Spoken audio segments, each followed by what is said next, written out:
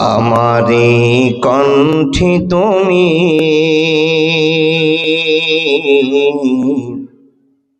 কোরআনের বাণী দিয়েছ, বুকের দিরাজে তুমি কোরআনের স্থান দিয়েছ। এত ভালোবাসো কেন মালিক আমায়, কি করে শুকুর তার করি আদায়। এত ভালোবাসো কেন মালিক আমায়, এত ভালোবাসো কেন মালিক আমায়।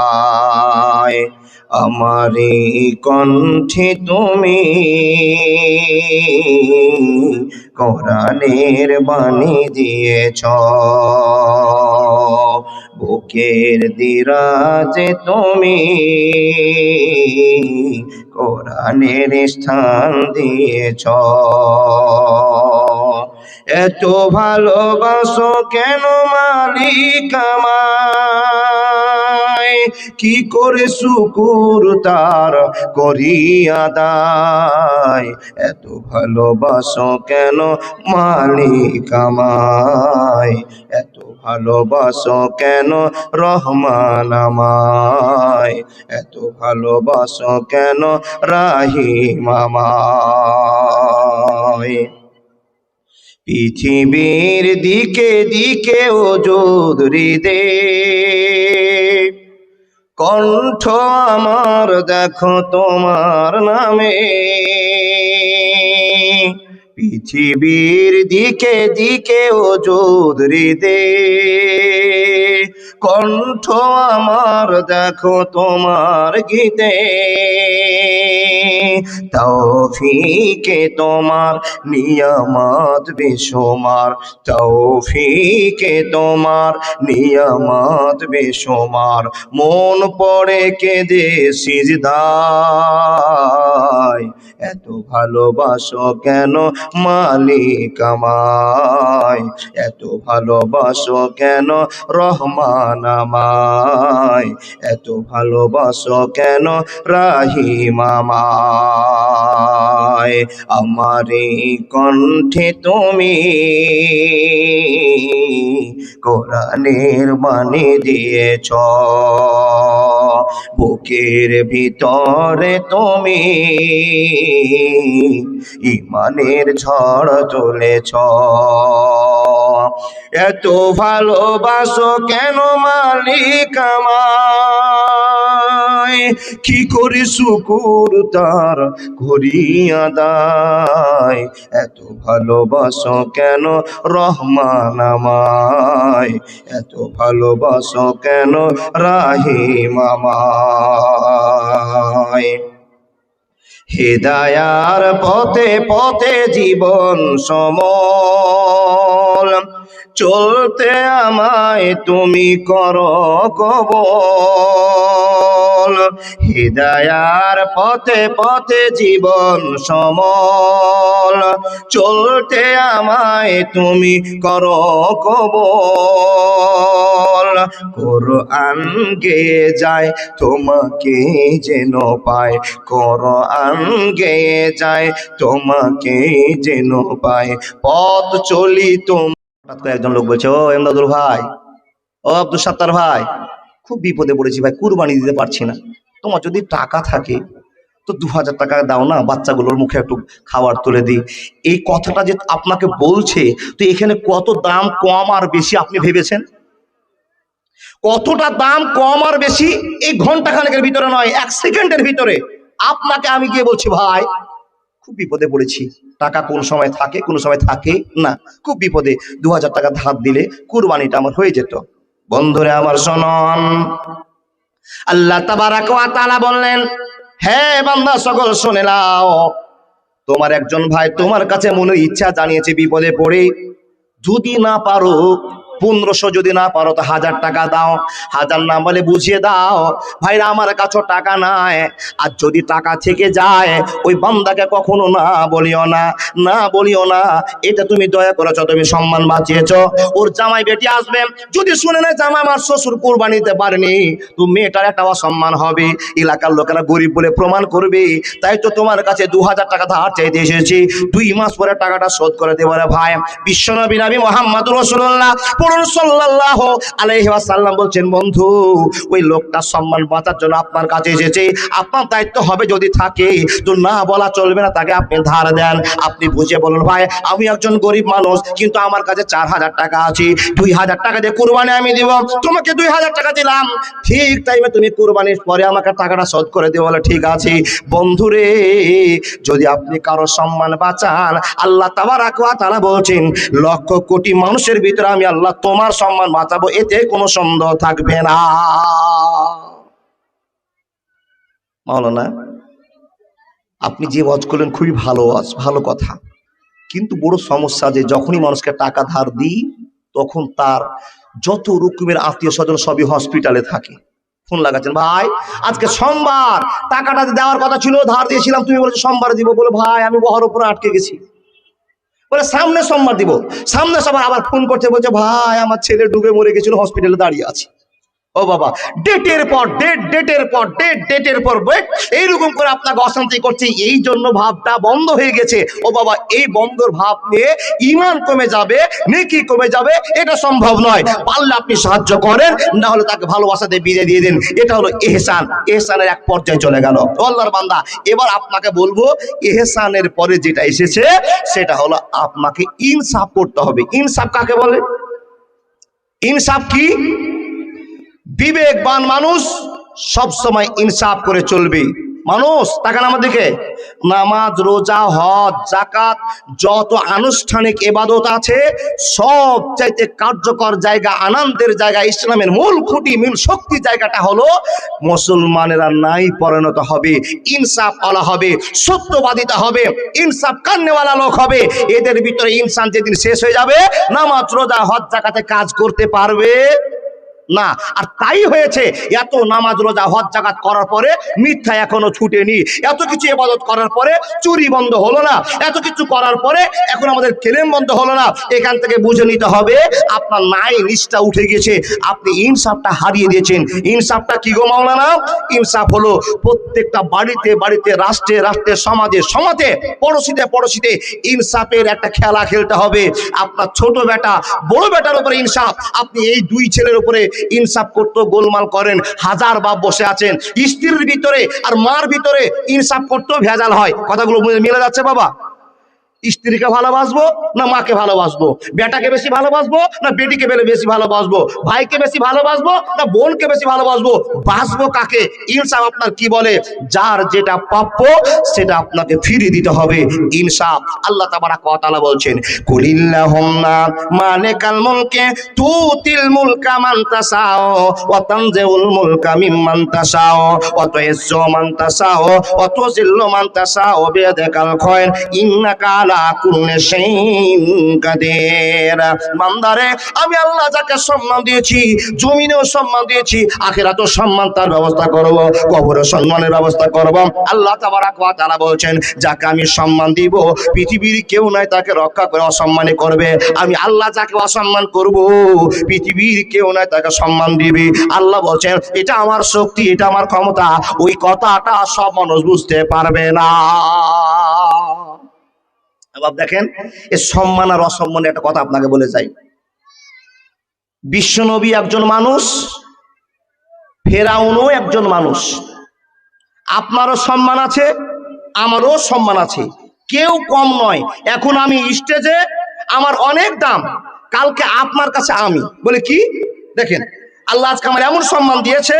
আর এখানে একটা লোক বসে আছে, সে মোটরসাইকেলের মেকার, রাস্তা দিয়ে যাচ্ছিলাম, মোটরসাইকেল হক করে বন্ধ হয়ে গেল, আমাকে নামতে হলো, মেকারের কাছে দাঁড়িয়ে হলো। মেকারকে বললাম, ভাই আমি জালসা যাবো তাড়াহুড়া করে, তো আপনি আমার মোটরসাইকেলটা ঠিক করে দেন। দেখেন, আজকে আপনি আমার দিকে তাকিয়ে আছেন, কালকে আপনার দিকে আমি তাকিয়ে থাকবো। এটা আল্লাহ তৈরি করে রেখেছেন। আজকে আমি বড়, কালকে আপনি বড়, কেউ ছোট নয়। আল্লাহর জমিনে কেউ ছোট নয়, সাময়িক পার্থক্য করা আছে, কিন্তু সম্মানের দিক থেকে ভাবনা চিন্তা করে যা বাবা, এখন হুমায়ুন কবির এত সুন্দর একটা লোক ভালো কাজ করলো, তার কি ওর দাম বেড়ে গেল? জি, দাম বেড়েছে বটে, কিন্তু সেই হুমায়ুনকে আবার তার কর্মচারীর কাছে কিছু জিনিস নিতে হবে, আল্লাহ ব্যবস্থা করে রেখেছে। জি জি জি জি জি, জায়গা শর্ট, একটু চেপে চেপে বসলে খুবই ভালো হয়। পিছনেও মেয়েরা জায়গা পাচ্ছে না, আর আলহামদুলিল্লাহ অন্যবার থেকে আজকে এই মান্দাবাড়া যার সাথে বেশি লোক দেখতে পাচ্ছি আমি আমার চোখের সামনে, অন্য বছরের চেয়ে অনেক বেশি লাগছে। এই লোকটি যদি বসে যেত জায়গা হবে না, পিছনে জায়গা ফাঁকা আছে, আপনারা ওটা পূরণ করবেন। আর দাদা বাবা জানারা একটু আগে আসুন না, একটু ঘষকে যান, নড়নড়ি করেন একটু, আপনারা একটু চেপে যান, পিছনে একটা ছেলে দাঁড়িয়ে আছে। জি জি জি, এই যে ভুলে গেলাম, কি ছেড়লাম গো বাপ, কি বললাম বলেন দেখি। জি জি জি, আমি ভুলিনি, কিন্তু আপনাকে জানলাম যে আপনি আছেন না বাড়ি চলে গেছেন, এখানে বসে আছেন আর বাড়িতে গরুর গোস্তের হিসাব চলছে, ওই জন্য মনে করিয়ে নিবা। ও বাপ দেখেন, ইনসাফ, আজকে আমি এক পর্যায়ে, কালকে আপনার কাছে আমাকে যেতে হবে। দেখেন একজন কৃষক খুব ভালো সার ছিটাতে জানে, সরষা ছিটাতে জানে, ওর কাছে কাউকে যেতে হবে। ছুতরের কাছে একদিন আপনার যেতে হবে। 1000 টাকা দিয়ে জুতা কিনেছেন বটে, কিন্তু একজন গরিব যন্ত্র নিয়ে বসে আছে, ওর কাছে আল্লাহ আপনাকে পৌঁছে নিবে, আর ওকে বলবেন বাবু তাড়াতাড়ি ঠিক করে দেন, ওকেও একদিন আপনাকে বাবু বলতে হবে। আল্লাহ বলছেন এই ক্ষমতার মালিক আমি আল্লাহ। আল্লাহ নবী মুহাম্মদকে সম্মান দিলেন, আর সঙ্গে আল্লাহ ফেরাউনকে সম্মান দিলেন। দিল, মামা ঠিক ধরেছেন, ফেরাউনকে তো দিলেন বলা যাবে না, হারামির বেটা হারামি, কি বলেন গো? সেই ফেরাউন সম্মানকে টিকাতে পারলো না, অসম্মান হয়ে দুনিয়া ছাড়লো। বিশ্ব নবীকে আল্লাহ সম্মান দিলেন, এ দুনিয়ার সম্মান, মারপেটের সম্মান, হওয়ার সময় সম্মান, কবরের সম্মান, হাসরের মাঠেও সম্মান। আর গোটা পৃথিবীর মানুষ বিশ্ব নবী কিনে তোল পাচালো করে দিল। আরে আব্দুল্লাহ গরিবের বেটাটাকে এত সম্মান দিবি না, ওকে সম্মান দিতে হবে না। আল্লাহ বলছেন হযরত মুহাম্মদকে সম্মান গোটা পৃথিবীকে দেওয়াবো, কেউ রক্ষা করতে পারবে না। 5 মিনিটের জন্য, 5 দিনের জন্য, 3 বছরের জন্য, 1 বছরের জন্য ফেরাউন আল্লাহ দাবি করতে পারে, 10 দিন পরে ফেরাউনকে লাথি মারবে তার জনগণ। মেরেছে, মেরেছে। সম্মানের মালিক কে? আল্লাহ। এবার আপনাকে ওয়াজ বুঝাই, ও আল্লাহর বান্দা, এখানে যার সম্মান, কিয়ামতে তারই সম্মান যেদিন আল্লাহ রাহিমের পরিচয় দিবে। তারা কারা জানেন? তারা হলো মুসলমান। জোরে বলুন আরেকবার সুবহানাল্লাহ। মুসলমানের দাম আপনাকে বলে যায়, এই কথা তো মুসলমানের জন্য হচ্ছে, আর কারোর জন্য নয়। ঝড়ে বন্যাতে কাবা ঘরটা থরথর করে কাঁপছে বাবা, কিংবা দুর্বল হয়ে গেছে। মসজিদ টাটকা আছে, 10 বছর ধরে অকেজো হতেই পারে নাকি? তো আল্লাহর ঘর কাবা অনেক দিন থেকে দুর্বল হয়ে পড়ে আছে, তার উপর দিয়ে বন্যা চলে গিয়েছে, বন্যার জন্য আরো কার্যগুলো খারাপ হয়ে দুর্বল হয়ে গেছে। এমন একটা সময়ে গোটা গ্রামবাসীরা বলছে আল্লাহর ঘর, মসজিদটাকে একটু বানাতে হবে, মসজিদ বানাতে হবে, কাবা ঘরটা তৈরি করতে হবে। তো এই কথা যখনই বলা, আজকে বাবরি মসজিদের জন্য যত টাকা দেওয়া, ওই মক্কার মানুষরা হাজার হাজার, শও লাখ লাখ টাকা দান করে সবাই নিজের নিজের শ্রম দিয়ে কাবা ঘর তৈরি করতে আরম্ভ করলেন। জোরে বলুন সুবহানাল্লাহ।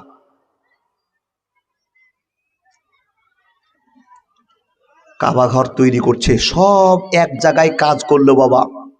কাজ করতে গিয়ে আল্লাহ বলছেন কার কোন দিক দিয়ে সম্মান বাড়াবো পৃথিবীর কেউ জানে না।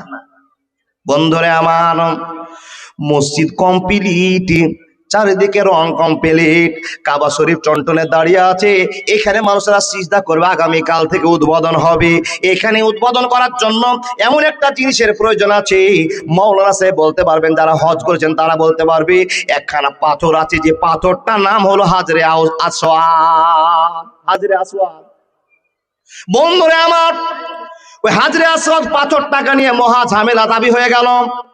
মসজিদ সবাই টাকা দিয়ে, শ্রম দিয়ে, ভালোবাসা দিয়ে করে দিল বটে, কিন্তু একটা জিনিসের মান সম্মানের জন্য ঝামেলা আটকে গেল, মারামারি চালু হয়ে গেল। হঠাৎ করে 4টা গোত্রের লোকেরা, 4 বংশের লোকেরা এসে বললো এই পাথরটা রেখে দাও, এই পাথরটা আমরা যে ওই স্থানে রাখবো। আর একদল বলছে না না না, তোমরা এমন কি কাজ করেছো, কয় টাকা দান করেছো, আমরা পাথর রাখবো, এটা আমাদের সম্মান।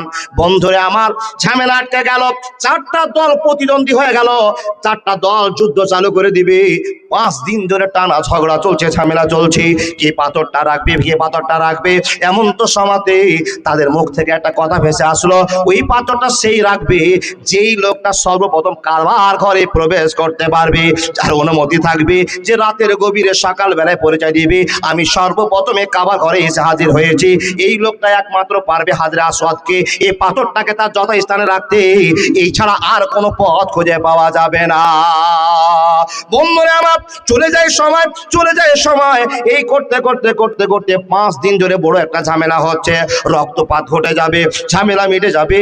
এমন তো সমাজের কাজ করার জন্য নাই নিষ্ঠা মন নিয়ে আখির নবী বিশ্ব নবী নবী মুহাম্মদুর রাসূলুল্লাহ উচ্চ কণ্ঠে বলুন সাল্লাল্লাহু আলাইহি ওয়াসাল্লামের 35 বছরের যুবকের আগমন হয়েছে। একবার জোরে বলুন না লিল্লাহি তাকবীর। ঝামেলা চলছে, 35 বছরের যুবক নবী মুহাম্মদুর রাসূলুল্লাহ সাল্লাল্লাহু আলাইহি সাল্লাম টহল মারতে মারতে মারতে মাসে ওই বিপদের এসে হাজির হয়ে গেল। নবীজি কানে শুনতে পেলেন একটাই ফয়সালার সমাধান হতে পারে, যদি কোনো গোত্রের মানুষ এই ঘরে ঢুকে প্রথমে পরিচয় দিতে পারে যে আমি আজ রাতে সর্বপ্রথম এসেছি, তো সেই লোকটার মাধ্যম দিয়ে, সেই বংশের মাধ্যম দিয়ে হাজরে আসওয়াদকে তার যথাস্থানে জায়গা দান করা হবে। এই কথাটা বিশ্বনবী শুনলেন, সবাই বাড়ি চলে গেল।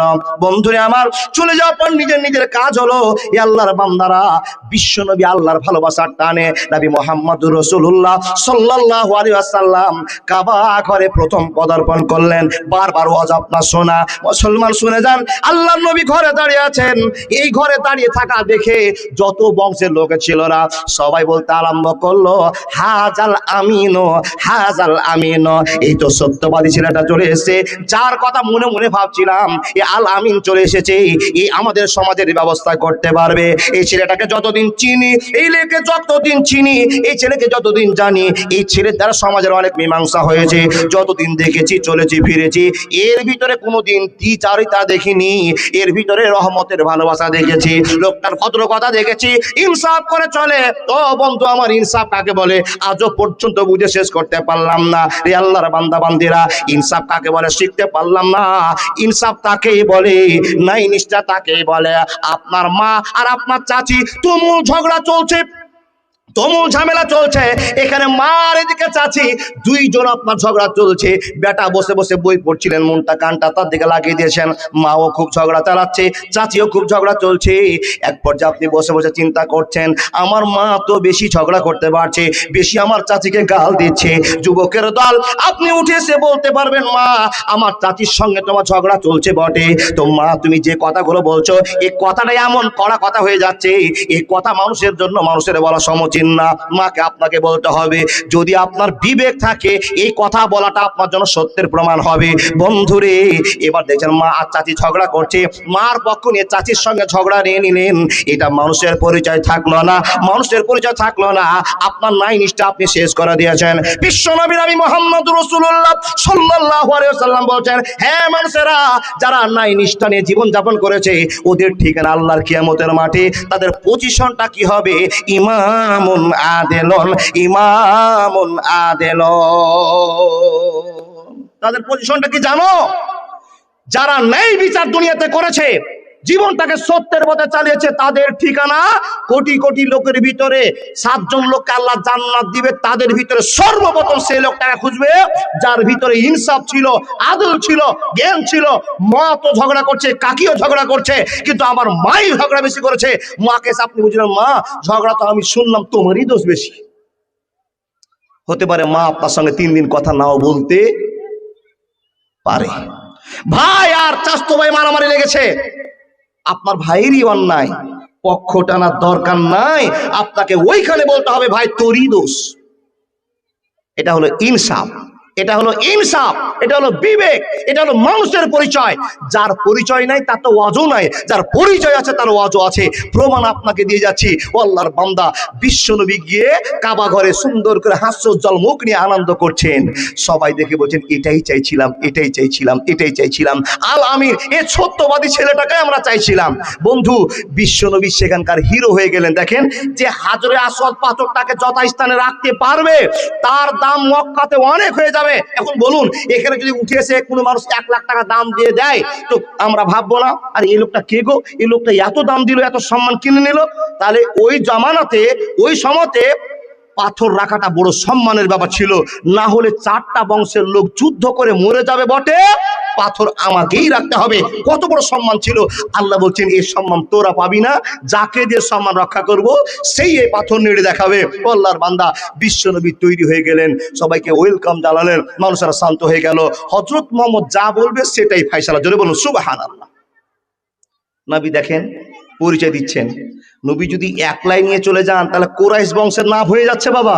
নবী যদি একলাই নিয়ে চলে গিয়ে পাথরটা রেখে দেয়, নবী একলাই ঢুকেছে, একলাই সম্মান হাসিল করেছে। নবী যদি চিন্তা করতেন যে আমি আর ডানে বামে তাকাবো না, আমার পজিশন আমার হাতে এসছে, এবার পাথরটা আমাকে রাখবো, তাহলে আমার বাপ আব্দুল্লাহর নাম বাড়বে, আমার চাচা আব্বাসের নাম বাড়বে, আমার চাচা আবু তালেবের নাম বাড়বে, আমার দাদু আব্দুল মুত্তালিবের বংশমর্যাদা বেড়ে যাবে। তো পাথরটা নিয়ে আমি যথাস্থানে রেখে দিব। বিশ্বনবী কিন্তু তা করলেন না। 1 পা 2 পা করে বেরিয়ে আসলেন। দেখেন সমাজের ভিতরে কেমন মিল করছেন। বিশ্বনবীর বার্তাটা, মেসেজটা কত ইম্পর্টেন্ট মেসেজ, আর মানুষের মনটাকে কি করে জয় করছেন। আল্লাহর বান্দা 1 পা করে 2 পা করে আসার পরে নিজের ঘাড়ে একটা চাদর ছিল। দেখেন বুদ্ধি কৌশল, চাদরটাকে বিশ্বনবী বিছিয়ে দিলেন। বন্ধুরে আমার, হাজার হাজার দর্শক হুমায়ুন কবি বাবরি মসজিদ উদ্বোধন করবে, তার আজকে সম্মানটা দেখে আবেগে ভরে গেল। কথা ঠিক না ভুল? বন্ধুরে আমার, হাজার হাজার দর্শক বিশ্বনবী স্থানে জায়গাতে পাথর রাখবে, এটা তো সবার দ্বারা সম্ভব নয়, সবাই তো সম্মান পাবে না। আল্লাহ তাবারাক ওয়া তাআলা বলছেন, ওয়াত ইজ্জু মান তাশাউ ওয়া তুযিল্লু মান তাশাউ বিয়াদিকাল খায়র ইন্নাকা আলা কুল্লি শাইইন কাদির। হারিয়ে যাব একদিন আমি, রব নাই ভুবনে চিরদিন। ক্ষমা করে দিও তোমরা আমায়, ক্ষমা করে দিও তোমরা আমায়, ভুল করে থাকি যদি কোনো দিন। হারিয়ে যাব একদিন আমি, রব নাই ভুবনে চিরদিন। বাঁশবাগানে বা গোরস্থানে হয়তো দিবে মোরে কবর, বাঁশবাগানে বা গোরস্থানে হয়তো দিবে মোরে কবর। তোমরা সবাই যাবে বলে রাখবে না জানি কোনো খবর। হারিয়ে যাব একদিন আমি, রব নাই ভুবনে চিরদিন। একবার জোরে বলুন না সুবহানাল্লাহ। বন্ধু, বিশ্বনবী চিন্তা করলেন আজ আছি কাল থাকবো না, তো যে আমি চলে যাব সবার মনে মনে যেন আমার নামটা প্রচার থাকে। বাবা, একটা মানুষের দায়িত্ব, একটা মানুষের কর্তব্য। আজকে আমি আছি, মরে যাওয়ার পর যেন আমাকে নিয়ে সবাই ভাবনা চিন্তা করে, আমাকে নিয়ে সব চিন্তা চেতনার দিকে দেখে। মাশাআল্লাহ। আজ বসে বল, এই মাইকে তো শুনে না কথা, তাহলে আর কি করে বলবো? ও মা বোন দিদিরা, আপনাদের মতো কিছু মহিলা বাইরে আছে, শীত লেগে যাবে, তো আপনারা এই ইহসানটা করুন, দয়াটা করুন। আপনি 3 হাত জায়গা নিয়ে বসে আছেন, আপনি যদি পাটা ছোট করেন, পাটা যদি ছোট করে নিতে পারেন তাহলে আরো জন বসার জায়গা হবে। এটা তো ইহসান। এখনকার ওয়াজ যদি এখনই হারিয়ে দেন, সকালে কি হতে পারে? আমার ওয়াজ বাড়িয়ে যাবে না বাপ, জিলাপির দোকানে পড়ে থাকবে। ও মামন, এটা ইহসান, এটা দয়া। কেউ বাচ্চা নিয়ে দাঁড়িয়ে আছে, ও বাচ্চার উপর দয়া করেন, আল্লাহ আপনাকে দয়া করবেই করবে। জি, কি ওয়াজ ছাড়লাম ভুলে গেছি। বন্ধুরা আমার, ভুলে যাইনি, মনে করে রাখেন। ইমানের সাথে কথা বলতে আরম্ভ করেছি। নবীজি চাদর বিছিয়ে দিলেন। চাদর বিছিয়ে দেওয়ার পর চাচা এসো, চাচা এসো, চাচা এসো। চার চাচাকে ডেকে বলছেন, চাচা তোমরা কোনাটা ধরো। মানুষের অবাক হয়ে তাকিয়ে আছে, আল্লাহ কি খেলা মোহাম্মদ খেলবে? যেই ছেলেটার বাপ গরিব মানুষ, যার বাপ 6 বছর আগে মারা গিয়েছে, মা 6.5 বছর বয়স আগে মারা গিয়েছে, এই ছেলে কি বুদ্ধি করবে? গোটা লোকেরা ফেল ফেল করে তাকিয়ে আছে। নবীজি আসলেন, চাদর বিছিয়ে দেওয়ার পর চাচাদেরকে বলছেন, চাচা তোমরা ধরো, আমি ধরবো না, শুধু হাতটা লাগাবো, এটা আমার অধিকার। এখানে তোমাদের হস্তক্ষেপ করা চলবে না, বাহাদুরি তোমাদের চলবে না। আমি ঘরে ঢুকেছি, আমার ক্ষমতা হয়েছে, তোমাদের এটা রায় পাস করা আছে। কিন্তু চাচা গো, আমি চাইছি তোমাদের সকলকে মিলে নিয়ে কাবার সেবা করব, কাবার রবের সেবা করব, অসুবিধা হবে না, হবে না, হবে না। 4 জন লোককে দাঁড়িয়ে করে দিল, 4 জনকে কোন ধরে বলছে, এবার টানো। বন্ধুরে আমার, যখনই চাদর ধরে টানতে আরম্ভ করা, একজন নেতা আর দিকে দিকে তাকায়, একজন ছেলে আর একজনের দিকে তাকায়। কি খেলা খেলছে রে মোহাম্মদ, তোর এত বুদ্ধি কোথা থেকে আসলো? কেমন করে তুই বুদ্ধি জোগাড় করলে? বন্ধুরে আমার, পাথরকে যথাস্থানে নিয়ে যাওয়া হলো। আর ঘরে ঢোকার পরে বিশ্বনবী চাদর থেকে পাথরটা উঠিয়ে ওই জায়গাতে রেখে দিল। জোরে জোরে বলুন লিল্লাহি তাকবীর। এদিকে চাচাদের মনে খুশি করলো, আর নিজের হাতে যথাস্থানে পাথর রাখা। সুবহানাল্লাহি ওয়া বিহামদিহি সুবহানাল্লাহিল আযীম। এ হলো বিচার, এ হলো বিচার। যারা এই সৎ পথের জীবন যাপন করবে, আল্লাহ বলেন লাখ লাখ লোক, কোটি কোটি লোক, মানে পৃথিবীর সব লোক ওখানে হাজির থাকবে। আর হাজার হাজার লোকের ভিতরে 7 জন লোককে আল্লাহ খুঁজে বেড়াবেন, ওই তুমি এসো, তুমি এসো। ওর ভিতরে যেই লোকটাকে খুঁজবে, সেই লোকটা হলো সৎ লোক, যে বাপ আর মার মধ্যে বিচার কায়েম করেছে, ছেলে আর মেয়ের ভিতরে বিচার কায়েম করেছে, ভাই আর পড়শির মধ্যে বিচার কায়েম করে রেখেছে, সত্য জীবন যাপন করেছে। ওই লোকটা ডানা ধরে এসে বলবে এসিতে ঢুক। আর এসি এমন এসি, দুনিয়ার এসি এর কাছে জায়গা পাবে না। একটা গল্প বলার খুবই মন হচ্ছে গো বাপ, টাইম হয়ে গেছে 9:36। আমি বলবো না, পকেটে হাত দেবো ইমানের সাথে। অবাব বিচার কাকে বলে, এই বিচারটা আজকে শিখেন। আবেদন আপনাদের কাছে, প্রত্যেকটা মানুষ আপনি এই ব্যবস্থাপনাটা নেন যে আমি একটা সৎ লোক, বিচার করব তো এমন বিচার করব, নিজের পরিবারের বিচার, মা বোনের বিচার, ভাই ভাবিদের বিচার। এই বিচারটা আপনি রাজা, আপনি মোড়ল, আপনি শেষ করবেন। আল্লাহর বান্দা দেখেন, হযরত আলী, চিনি তো বাবা, চিনি, এই চিনে, হায় হায় হায় হায়, হযরত আলীকে চিনে। তাহলে বোঝা গেল আদমের পর আপনার জন্ম। চিনেন না, জানেন। ওই হযরত আলী যাকে আপনি চিনেছেন, ওটাই নাম শুনেছেন। হযরত আলীর একটা বর্মা, যুদ্ধের একটা পোশাক বাবা, কোট, বর্মাটা হারিয়ে গেছে, খুঁজে পাই না। 6 মাস পরে, 1 বছর পরে দেখছে একটা ইহুদি লোক ওই বর্মাটা পরে গায়ে দিয়ে ঘুরে বেড়াচ্ছে। হযরত আলী বলছে, হ্যাঁ হে, এই বর্মা কার? এ জামা কার? এটা যে আমারই। তো ইহুদি লোকটা বলছে, হ্যাঁ তোমার কি করে হলো এটা? আমি কষ্ট করে বানিয়েছি, কত টাকা খরচ হয়েছে? রহমতুল্লাহ কে দিয়েছে বাবু? মাশাআল্লাহ। আমার কলেজের, বুঝলেন, ওই যে আমার যে স্কুল আছে, ওটাকে আমি কলেজ বানিয়েছি বাবা। ওই কলেজের ছাত্র ওর মামার কাছ থেকে 1000 টাকার একটা কোরআন দিয়েছে। মাশাআল্লাহ, খুব ভালো বেরেন, রহমতুল্লাহ নাম, এখানে নানির বাড়ি। আল্লাহ তুমি কবুল করে নাও, যে ইচ্ছে দান করেছে মনের মাকসাদ পূরণ করে দাও, আমিন সুম্মা আমিন। দেখেন হযরত আলী বর্মটা দেখে চিনতে পেরেছে, এই কোটটা তো আমার। আপনি 5 বছর ব্যবহার করেছেন না? রহমতুল্লাহ, এখন যাও, দোয়া করবো, আইতে তোমাকে জান্নাতে ঢুকি ছাড়বো, যাও যাও। দেখেন দেখেন দেখেন, আমার কোটটা যদি আমি 3 বছর ব্যবহার করে থাকি, তো কোন জায়গা ফাটা, কোন জায়গা কাটা, আমার একটা জ্ঞান আছে। এই কোটটা যদি কেউ গায়ে দিয়ে বেড়ায়, তো আমি খুঁজতে পারবো, বলতে পারবো এটা আমার। জি, তোমার কি পরিচয় আছে? বলে লাল ধাগা দিয়ে সেলাই করা আছে। হতে পারে কিনা? আল্লাহু আকবার। আমার বাবা যে একজন ছেলের জন্য দান করেছে, আল্লাহ তুমি কবুল করে নাও। এই কথাটা বলবো, উঠিয়ে না, উঠিয়ে নাই, এই মুখা বাড়ার লোকটা আর উঠিও না কেউ। জি, যে উঠবে তার লাগে এমন দোয়া করবো যেন সাপে কামড়ায় রাখি, উঠবে না। ও বাপ, হযরত আলী বলছেন, বাবু এই কোটটা তুমি বানিয়েছো? বলছে, হ্যাঁ, এটা আমি 5000 টাকা খরচ করে বানিয়েছি। এটা বুঝার জন্য ওয়াজ। হযরত আলীর সন্দেহ হয়ে গেল, নাম যে জায়গায় সিলাই ছিল এটা আমার, এ জায়গায় ফাটা ছিল আমার।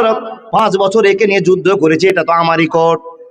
না, ইহুদি বলছে আমার দুইজনের ভিতরে ঝামেলা। হযরত আলী চিনেছেন আমার হারিয়ে গেছিল, উঠ থেকে পড়ে গিয়েছিল, তুমি কুড়িয়ে পেয়েছো, এটাই মাল আমার আমার আমার আমার এই কথা বলতে আসে। বন্ধুরে আমার, ঝামেলা লেগে গেল, বিচার চলে গেল কাজীর কাছে। বাজির নাম হলো, কাজীর নাম হলো, বিচারকের নাম হলো সুমাইল বিন কাদি। সুমাইল বিন কাদির কাছে বিচার গেল, বিচার করতে শুরু করলো, কাজীর সামনে বিচার করলো। ও ইহুদি, তোমার যে যাত্রাটা, এই যে জ্যাকেটটা, এই কোটটা তোমার, তোমার কি প্রমাণ আছে? বলে হ্যাঁ আমার প্রমাণ আছে, এই এই ডিফিনেশন আমার। বন্ধুরা আমার, 2 বছর কোটটা পরে অবশ্যই বলতে পারছি এখানে ফাটা আছে, এখানে আমার চামড়া উঠে আছে, সবই মিলে গিয়েছে। হযরত আলীকে বলছেন, হযরত আলী তোমার দলিল কি আছে? এটা তোমার কোট। হযরত আলী বলছেন, আমিরুল মুমিনিন, ও বাদশা, আমি তো আপনাকে রাজা বানিয়েছি, আমি হলাম খলিফা, 4র্থ নম্বর খলিফা, আর আপনি আমার মন্ত্রী বিচারক, আপনি বিচারটা সঠিক করে বলবেন। ওই জামাটা আমার আমার আমার, এখানে আর কোনো সন্দেহ থাকতে পারে না। দেখেন, বাদশা আরেকজনকে বাদশার কাছে বিচার করার জন্য কাজী করে রেখেছেন, বিচারক করে রেখেছেন। আর এমন তো সময় বিচার বাদশার আর একটা ইহুদি লোকের, তার ইহুদি লোকটা তো অমুসলিম, তাই না বাবা? তো যাকে বেতন দিয়ে হযরত আলী বিচারক রেখেছেন, সেই বিচারটা কেমন হতে পারে? সেই বিচারটা তো হযরত আলীর দিকে হওয়াটা স্বাভাবিক না গো বাবা, দুনিয়ার নিয়ম। কিন্তু বিচারের রায় গড়ে যাচ্ছে, লোকটা বলছে তোমার কি কি পরিচয় আছে? বলে এই এই পরিচয় আছে। হযরত আলীকে বলছে তোমার কি পরিচয় আছে? বলে হুজুর, ওই যে পরিচয়গুলো দিল ওটাই আমার পরিচয়, এখানটা ওরও ফাটা ছিল আমারও ফাটা, আমি তো আমার জিনিস চিনতে পারছি। হযরত আলীকে বলছেন আপনার কি আর কোনো পরিচয় আছে? তখন হযরত আলী বলছে আমার বেটা হাসানকে ডাকেন, হাসানও বলতে পারবে এ কোটটা আমারই। যদি বলুন সুবহানাল্লাহ। বন্ধুরে আমার, হযরত হাসানকে ডাকার জন্য যখন সিদ্ধান্ত নিয়েছে, বাদশা বলছেন আলী রে, তুমি একজন রাজা, তুমি 4র্থ খলিফা, আর তুমি আমাকে দায়িত্ব দিয়ে তোমার কর্মজীবনের ব্যবস্থাপনা রাখতে বলেছ, আমি তোমার বিচার করব সমাজের। ও হযরত আলী, কোরআনে এই বিধান নাই, কোরআনে এই বিধান পাওয়া যায়নি যে তার বাপের জন্য তার বেটার সাক্ষী মানতে হবে, কোনোদিন এই বিধানটাকে আল্লাহ প্রাধান্য দেয়নি। অতএব তুমি যদি গ্রামের লোকের কথা বলতে, মেনে নেওয়া সম্ভব ছিল, তুমি যার কথা বলছো তার নাম হাসান, তোমার নিজের বেটা, এই কথা মানতে পারলাম না, অতএব তোমার দিকে রায় গড়াবে না। ওই ইহুদি যা বলেছে ওটাই সত্য বলেছে। বন্ধুরে আমার, হযরত আলী মাথাটাকে নিচু করে দিলেন, কোনো প্রশ্ন করলেন না। আমি একজন বাদশা, আর তুমি আমার কথা বলছো, আমাকে থমকে থমকে কথা বলছো না, কোনো কথা বললো না। ফাইসালা হয়ে গেল, ইহুদিকে জামাটা দিয়ে দেওয়া হলো, বর্মাটা দিয়ে দেওয়া হলো। ও বন্ধু, তুমি তোমার জামা নিয়ে চলে যাও। রে আল্লাহর বান্দা বান্দিরা, বিচার কাকে বলে? এমনি তো জান্নাতে ঘর পাওয়া যাবে না, আকাশের মাটিতে এমনি সম্মান পাওয়া যাবে না। রে আল্লাহর বান্দা বান্দিরা, হযরত আলী নামতে চলে গেলেন, কাঠগড়া থেকে নেমে চলে গেলেন, বিচারের ফাইসালা হয়ে গেল। চলে যাচ্ছেন বাবা, ইহুদি যাচ্ছেন, হযরত আলীও যাচ্ছেন। ইহুদিটার সামনে কিছু দূর যাওয়ার পরে আবার ঘুরে এসে বলছেন, আমিরুল মুমিনিন, মুসলমানের বিচার দেখে বড় মনে আবেগ হয়ে গিয়েছে। কি বিচার করেছো? কি বিচার করেছো? আপনাদের নিজের বাদশা, এ লোকটা রাজা, যার আদেশে হাজার হাজার লোক উঠে বসে, যার কাছে লাখ লাখ টাকা, আর এই লোকটা একটা বার্মার জন্য বিচার ডেকে নিয়েছে। আমি তোমাকে সত্য কথা বলছি কাজী গো, আপনার বিচারে একটা ভুল হয়ে গিয়েছে, ভুল হয়ে গিয়েছে। আমি মিথ্যাতে জয়ী হয়ে গিয়েছি, নোংরা কথায় জয়ী হয়েছি, তাই তো আপনি রেজাল্ট আমার দিকে দিয়েছেন। এই সত্য কথা আলী বলেছে, এই জামাটা আমি কুড়িয়ে পেয়েছি, আমার বানানো নয়। তো আল্লাহর বান্দা, আমি এখন আপনার কাছে ঘুরে আসার একটাই কারণ হলো যে মুসলমানেরা ইনসাফ করে দুনিয়ায় চলে, তারা রাজা বাচ্চা বোঝাবুঝি করে না। দোষ যা হবে তা কি দোষ দিবে, এরকম অন্যায়তে হাত দেয় না। সে ধর্মের লোক মিথ্যা হতে পারে না, সেই ধর্মের লোক নোংরা হতে পারে না, সেই লোকগুলো খারাপ হতে পারে না। আমি কুড়িয়ে পেয়েছিলাম অমুক জায়গাতে, এটাই হযরত আলীর জ্যাকেট, আমি আপনাকে জ্যাকেটটা ফিরিয়ে দেওয়ার জন্য ছুটে আসলাম। হযরত আলী বলছেন, আল্লাহ গো, তুমি দয়ার সাগর, তুমি দয়ার বার্তাবাহক। হে আল্লাহ, কার মনে কেমন করে ভালোবাসা ঢোকাবে আল্লাহ তুমি জানো। বিচারক যা বিচার করেছে, অরিজিনাল বিচার করেছে, কিন্তু যে বিচারটা পেয়ে গিয়েছিল, যে সাবসিডি পেয়েছিল, সে নিজেকে কন্ট্রোল করতে পারলো না। হে আল্লাহ, সে লোকটা আসার পর, এই বার্মাটা ঘুরে দেওয়ার পরে মুখ থেকে উচ্চার করে বলছে, আশহাদু আল্লাহ ইলাহা ইল্লাল্লাহু ওয়া আশহাদু আন্না মুহাম্মাদান আবদুহু ওয়া রাসূলুহু। বন্ধুরা আমার, ফলা মজলিসের মানুষ চোখ থেকে ঝরঝর করে জল ছাড়তে আরম্ভ করলো, কান্নারুল চালু করলো। আল্লাহ, হযরত আলী এত বড় বাদশা, যদি হুঙ্কার দিতেন ইহুদিকে মেরে ছারখার করে দেওয়া হতো, কিন্তু আলী তা করতে পারলো না। আল্লাহর ভয়ে, আল্লাহর ভালোবাসায়, নবী মুহাম্মদের সম্মান রক্ষার জন্য হযরত আলী নরম হয়ে গিয়ে নিজের 5,000 10,000 টাকার জায়গাটা ত্যাগ করে দিলেন, টাকার দরকার নাই, বিচারের ফায়সালা হয়ে গিয়েছে, এবার আমার নয়, অধিকার আমার নয়। হযরত আলী আল্লাহর কাছে প্রশংসা করে বলছে, আল্লাহ সত্যের জয় হবেই হবে ইনশাআল্লাহ। বন্ধুরা আমার, শুধু তাই নয়, লোকটা আসার পর বলছেন, ও আল্লাহর বান্দা, যে মুসলমানের বিচার এত ভালো, যে মুসলমানের কোরআনে এই প্রমাণ আছে, আমি আর বাড়ি ফিরে যাব না, আপনার হাতে হাত রেখে কালেমা আশহাদু আল্লা ইলাহা ইল্লাল্লাহু ওয়া আশহাদু আন্না মুহাম্মাদান আবদুহু ওয়া রাসূলুহু, এই পরিচয় দিয়ে মুসলমান হয়ে বাড়ি যাব, তাহলে আমি কোনো সময় আর বাড়ি ফিরে যাব না। বন্ধু, ইনসাফ দেখলেন? ইনসাফ দেখতে পেয়েছেন? আর এই লোকটাকে আল্লাহ হাজার হাজার লোকের ভিতরে খুঁজবে, যেই লোকটা দুনিয়াতে বিচার সঠিক করেছে, যেই লোকটা ইনসাফ করে চলেছে, কোনটা ভাই কোনটা ভাতিজা, কোনটা মা কোনটা বাপ তারতম্য করে নিজের বুকটাকে আল্লাহর ভয়ে জীবন দিয়ে কাটিয়ে দিয়েছে, তারতম্য করতে পারেনি, ইনসাফের জীবন কাটিয়েছে, সেই সমস্ত লোকের জন্য আল্লাহ স্পেশাল জায়গা তৈরি করেছে। আল্লাহ আমাদেরকে প্রত্যেক তুমি দায়িত্ব দিয়েছো, এই দায়িত্ব যেন আমরা নিজেকে টিকে রাখতে পারি, নিজের ক্ষমতাতে আমরা যেন টিকে রাখতে পারি, হিসাব করে যেন দুনিয়াতে চলতে পারি, আর তুমি তৌফিক দান করো, বলো আল্লাহুম্মা আমিন।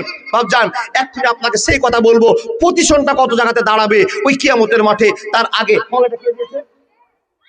মাশাআল্লাহ জাযাকাল্লাহ। দেখুন গো বাপ, মুসলমান আবেগের সাথে দুনিয়া করে না, ঈমানের সাথে দুনিয়া করে, আবেগের সাথে নয়, ঈমানের সাথে। তাই মুসলমানের পরিচয়ের ভিতর থেকে আমার সেই মাওলানা সাহেব, যে লোকটা রাত জেগে তাহাজ্জুদের নামাজ পড়ে, কতটা খবর জানেন বাপ? একটা আবেদ লোক যদি সারা রাত নামাজ পড়ে, আর এই মাওলানা সাহেব যদি ইশারের নামাজ পড়ে ঘুমিয়ে যায়, তাহলে এই লোকটা সারা রাত নামাজ পড়ে যে নেকি পাবে, একজন মৌলবি সাহেব ইশারের নামাজ পড়ে ঘুমিয়ে ততটা আল্লাহ তাকে নেকি দিবেন। এত নেকি থাকার পরেও শাইখুল হাদিস সাহেব, সম্মানী মানুষটা আল্লাহর ঘরকে, নবীর মাদ্রাসাকে 1000 টাকা দিয়ে সাহায্য করছে। এবার আপনি আমি চিন্তা করি, বাবা আমার নেকি কতটা আমলে জমা হয়েছে, আমি কতটা নেকি করতে পেরেছি, আমি কতটা আল্লাহকে খুশি করতে পেরেছি, নিজের হিসাবটা 1 মিনিটের জন্য ভাবেন তো।